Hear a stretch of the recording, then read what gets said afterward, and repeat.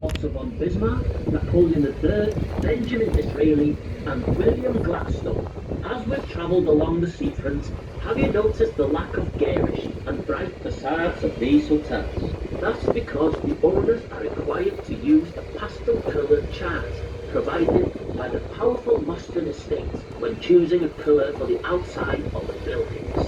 The Imperial Hotel on our right was once home to the king of our friend, the taxman. The headquarters of the government's Inland Revenue Department was based here during the Second World War in 1940.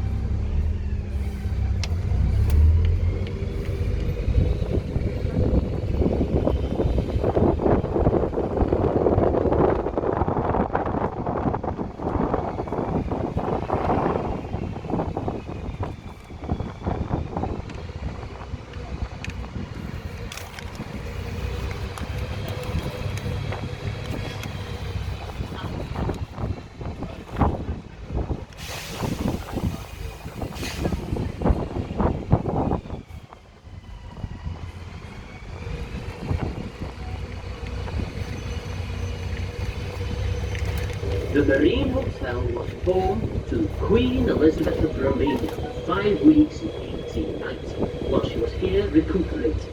And we'll hear more about her later in the tour.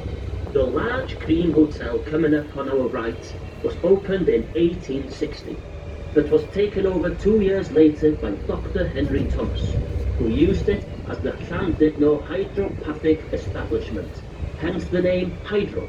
Dr. Thomas offered a treatment called the compressed air bath, and some of his medicines included belladonna, Spanish fly, and arsenic. On our right is the North Wales Theatre, Venue Cymru, opened in 1994 by His Royal Highness Prince Charles, the Prince of Wales. It has one of the largest stages in the UK and has seating for 1,500 people. A new conference centre completes the project on this site.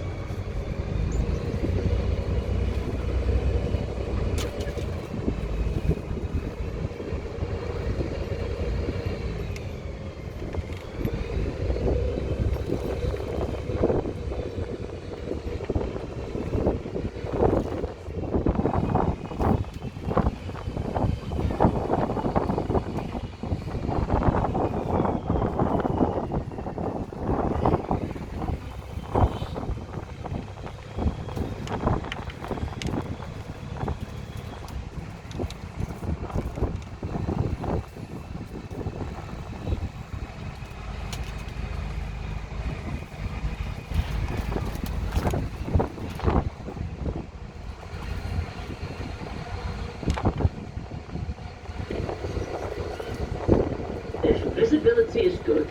You may see the many wind turbines out in the Irish Sea to your left. This is Freetown, with 160 turbines, 10 miles offshore. It is a capacity generating 576 megawatts and power of 400,000 watts. And in the distance you can see the river. It is 141 meters high.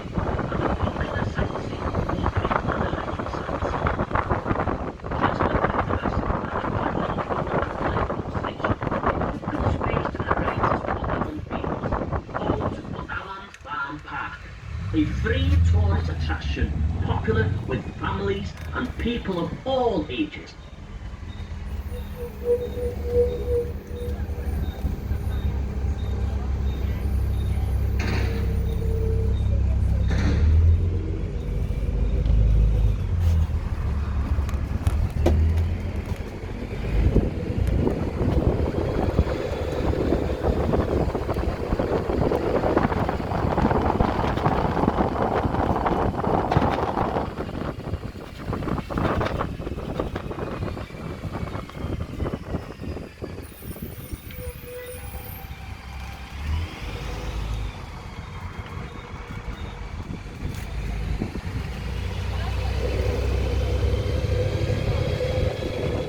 This is the part of town known as Craig.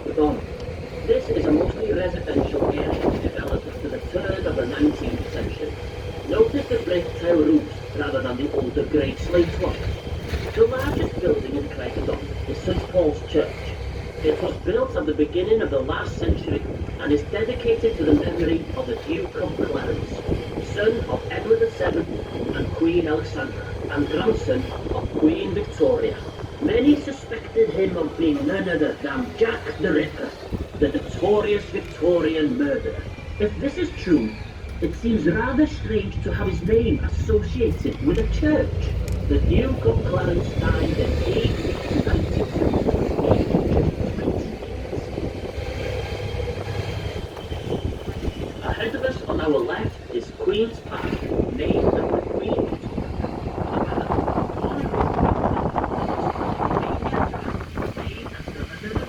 Elizabeth of Romania, who stayed here for several weeks in 1830.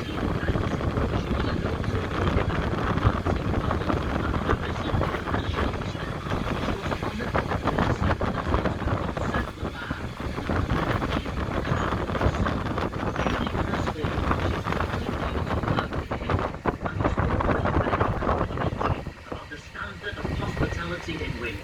Indeed, she was so fond of Wales, she actually learned some Welsh. When she left, she described Llandudno as a beautiful haven of peace. In Welsh, Har Hafan He. And to this very day, that's our town motto. Through the trees ahead of us to our left, you may see a glimpse of an impressive stone building. Blind Veterans is a national charity that supports blind ex-servicemen and women towards living an independent life. The building was originally known as Lady Foresters, a convalescent home for the benefit of workers and their families from the iron industry based in Ironbridge in Shropshire.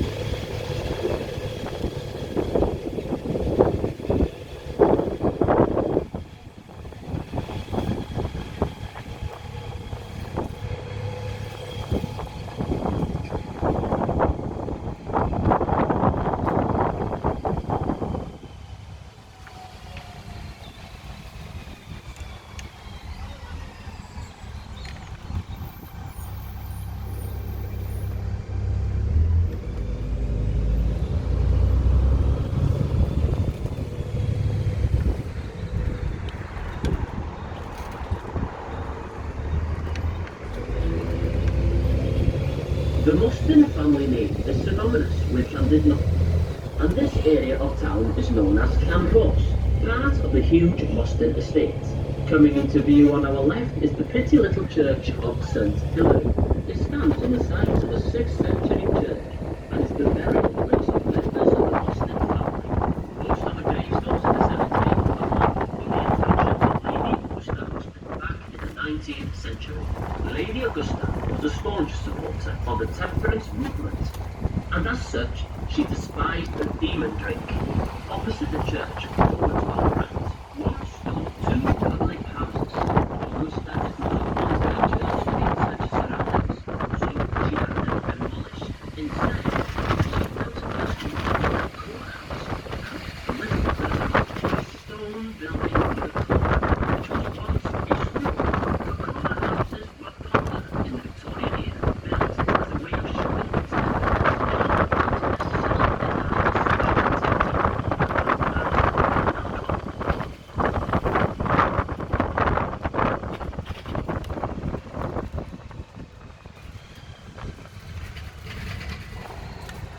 To our right is Bryn Lupus Bro. Bryn is the Welsh word for hill, and lupus is the Latin and French word for a wolf.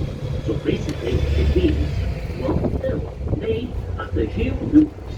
Back in the 11th century, he was the first Norman Earl of Chester, as well as a favourite nephew of William the Conqueror.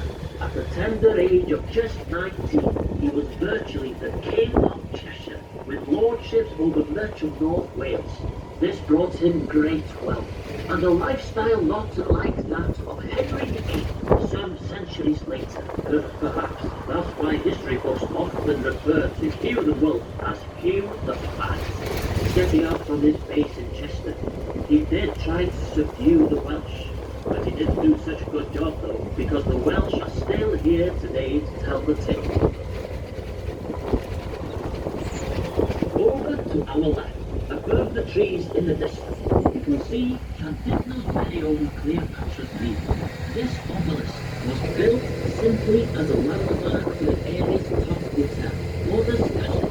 You might just be able to see other special slaves and parts of the building. The hotel can be seen more easily from the air, and indeed, some of the hotel's VIP guests arrive by helicopter.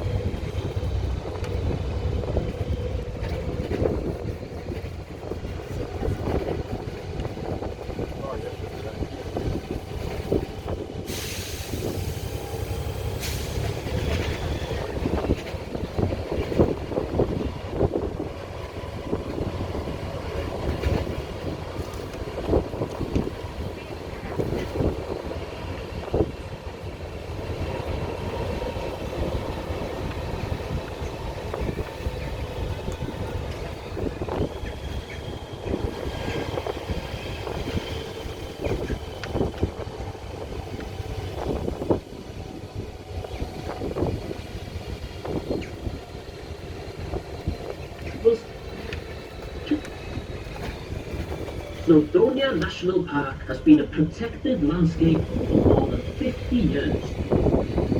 As we come down the hill, you will catch a sight of Conwy, its castle and quayside, and the River Conwy estuary. Coming up on our right is a pub called the Castle View, formerly called Maggie Murphy's. This name came from a song. The four wall veterans that were once housed in this area. A copy of the song still hangs in the bar of the pub.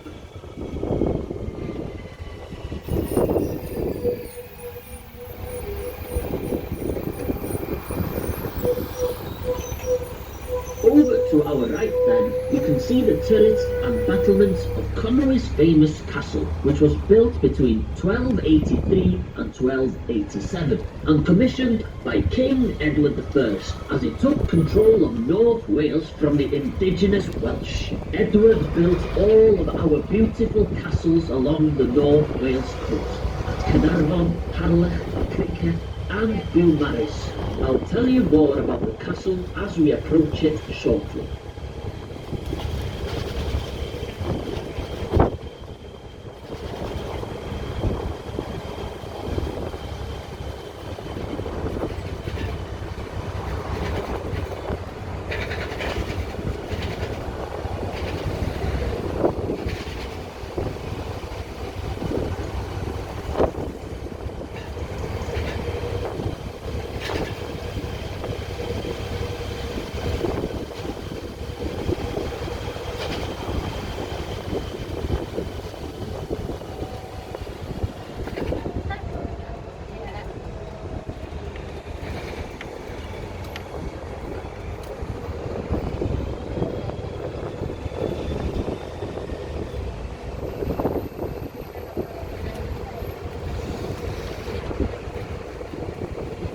This now is Llandudno Junction, where the main railway line from London Euston runs to Holyhead at the far side of the Isle of Anglesey. There, you can catch the ferry to Dublin, the gateway to the Emerald Isle.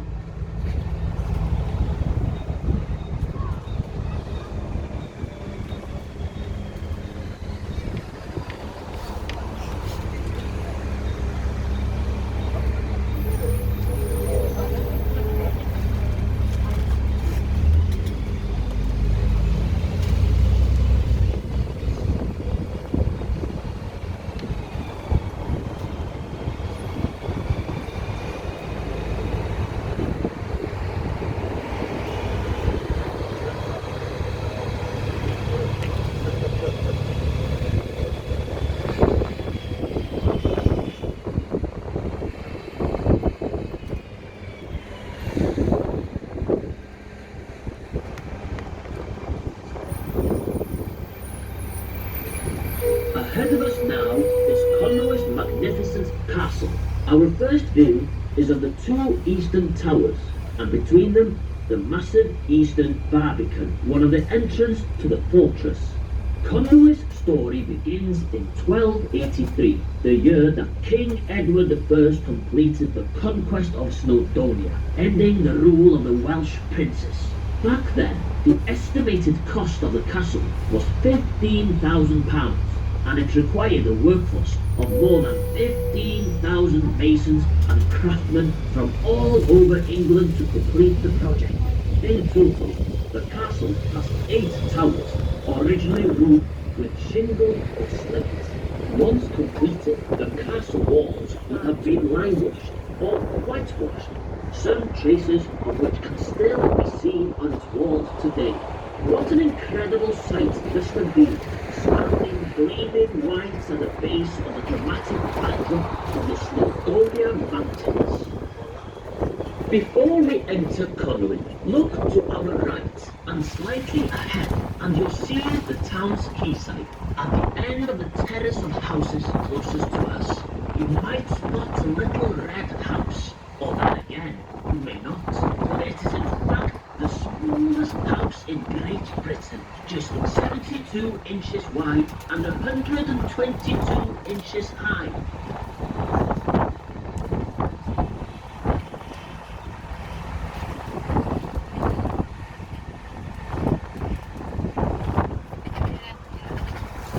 So here we are entering the medieval town of Conwy. The castle today looks peaceful enough, but slits of arrow roofs and walls could fire missiles down onto anyone attempting to storm the castle. Today, it's quite a different story, and visitors are now warmly welcome. We are now approaching our stop for the town of Conwy. This is where you leave us if you wish to explore the castle or the magnificent town halls, or maybe take a stroll along the quayside. Our buses leave from here every 60 minutes. Please check with our driver for the time of the buses that will take you back into Llandudno. If, however, you are leaving us here, I do hope that you've enjoyed the tour, and I'd like to thank you for travelling with City Sightseeing.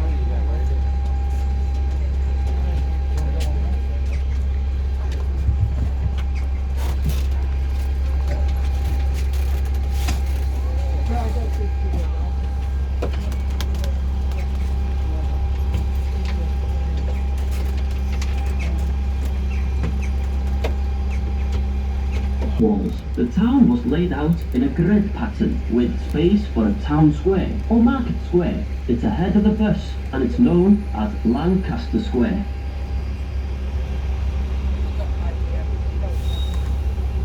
Is that the way we go back? No, sorry. I'll show you in case it was. No, that's Stafford End, isn't it? That's Stafford End.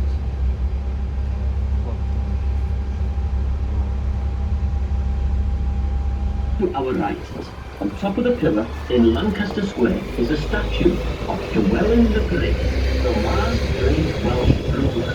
Ahead of the bust is a very narrow archway cut through the walls in the 19th century to accommodate the flow of traffic to Bangor and Anglesey. It is very narrow, as you can see, so please, no standing and keep arms and hands well inside the bus.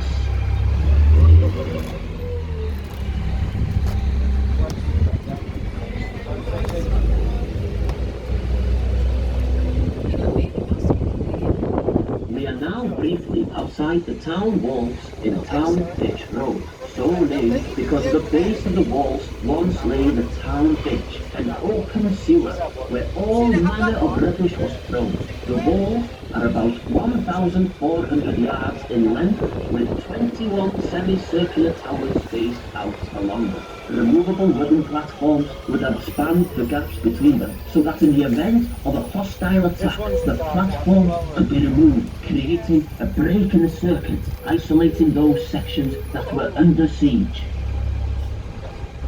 Back inside the town walls now in Berry Street, once called Burial Street, because here many of the victims of the plague of 1665 were buried. On the corner on the right is the white and grey stone building called Aberconwy House, a magnificent example of a 16th century stone and timber framed building. It was originally built as a merchant's house, and part of it dates back to the 14th century.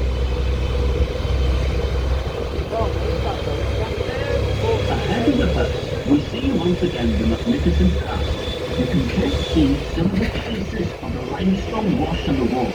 And as we leave Cymru, look to the base of the castle walls at the oblong holes. They were known as latrines, and there are no prizes for guessing what came out of there. Any invader wouldn't dare to attempt to climb up into the castle through those holes.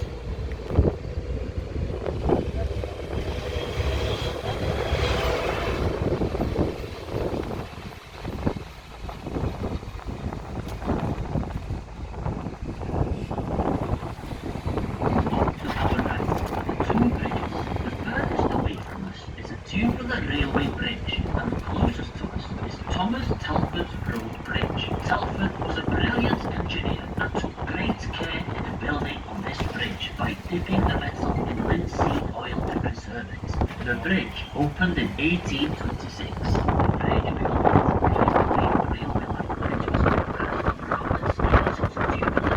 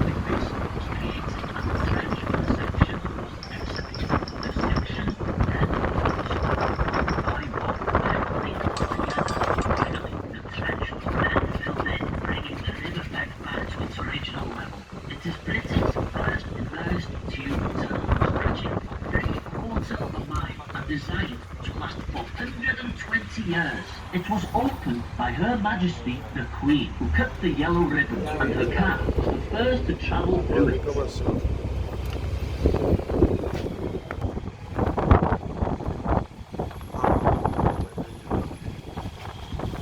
The single most important role that Conwy played during the Second World War was production of the Millbury Harbour.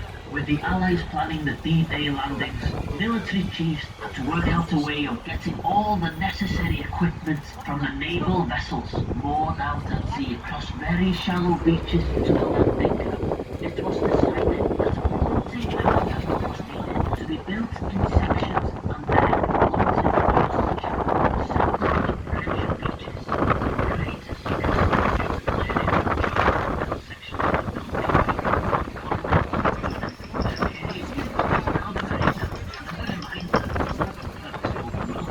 Many of the town's hotels and boarding houses were taken over by men working on this. It was far safer for them here in the countryside rather than cities like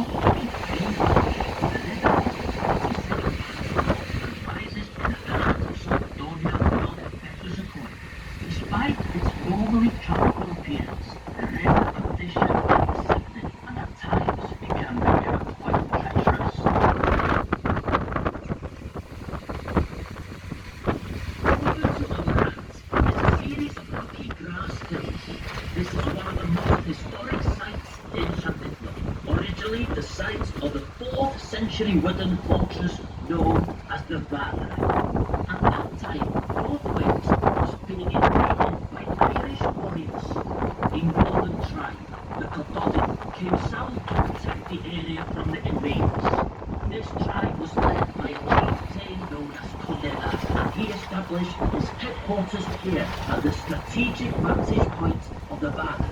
Without Conedda's intervention, North Wales would almost certainly have fallen to the Irish invaders.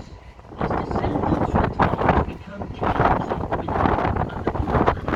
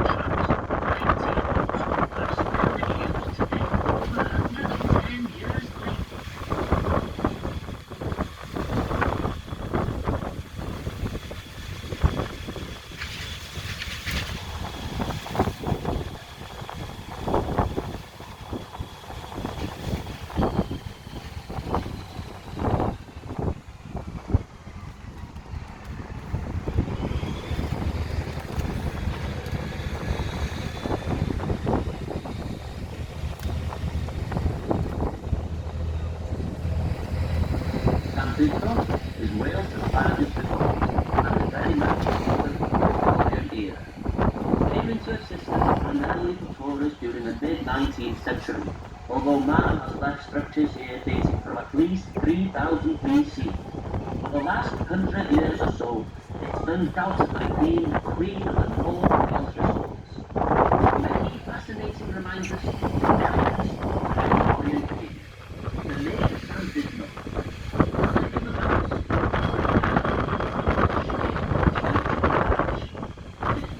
Comes from the name of the 6th century monk Saint Sidney, who founded a church on the Great Orme, bringing Christianity to the area. There is still a church on that site dedicated to Saint Sidney. So basically, Llandogo means the parish of Sidney.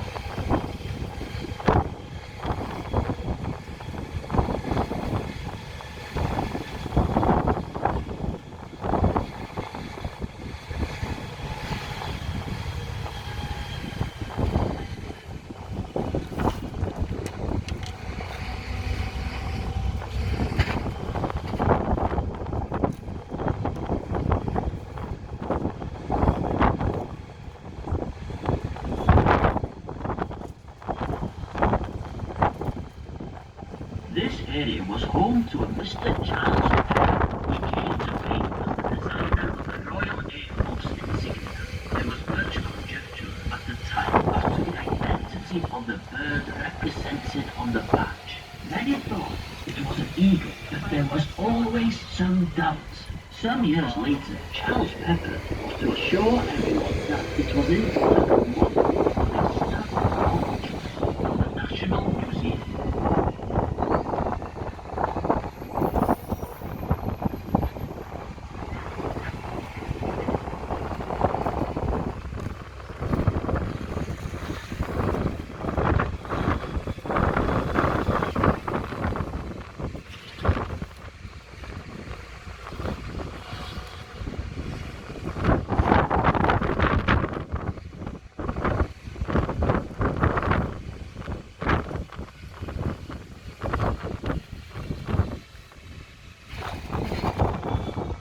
Ahead of us is the mountainous backdrop to the bay, and over to the right, in the distance, we can just see the Isle of Anglesey and Puffin Island. Near us here once stood the Penmorfa Hotel, originally a private house built in 1862 for the Very Reverend Henry Liddell, Dean of Christ Church in Oxford. Liddell stayed here during college breaks with his family, his retinue of servants, and important and privileged guests. One of Liddell's daughters was called Alice, and this is the Alice on which Lewis Carroll based the famous character in Alice in Wonderland and Alice Through the Looking Glass. This is the west shore, a stretch of golden sand overlooking Conway Bay. This is a popular spot for families, water sports enthusiasts, and especially walkers, as the Wales coastal path runs right along the shore. There is a boating lake, children's play area, cafe and toilet facilities for those wishing to alight here. As the bus turns, look down to the little island on our left. This is our bus stop for the West Shore. If you are leaving us here, check with your driver for the time of later buses. The circular glass building here is another relic from Victorian times. It was built as a shelter and waiting room for the tram system that operated here between 1907 and 1956. The trams transported local townsfolk and holiday makers around Llandudno, and they could even travel further afield too, as far east as Colwyn Bay. Much of the original tramway still exists, although modern streets have now largely covered them over.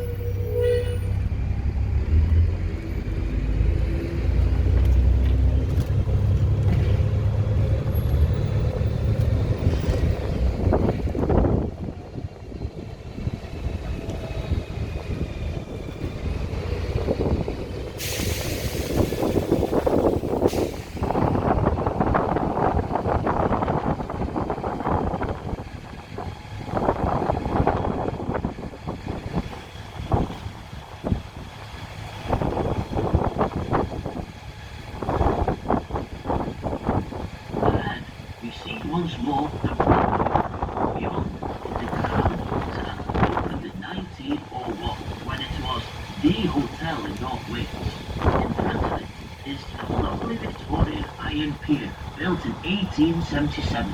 This pier was modelled on the one in Brighton, and in the halcyon days of Victoria's reign, it provided a good berthing facility for the growing number of passenger ships arriving from large cities like Liverpool.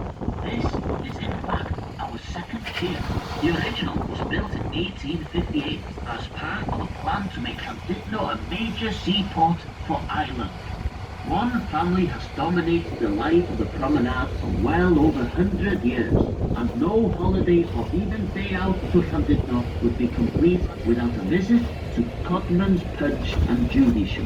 Richard Codman arrived here in his horse-drawn gypsy caravan in 1864. During his stay, one of his horses died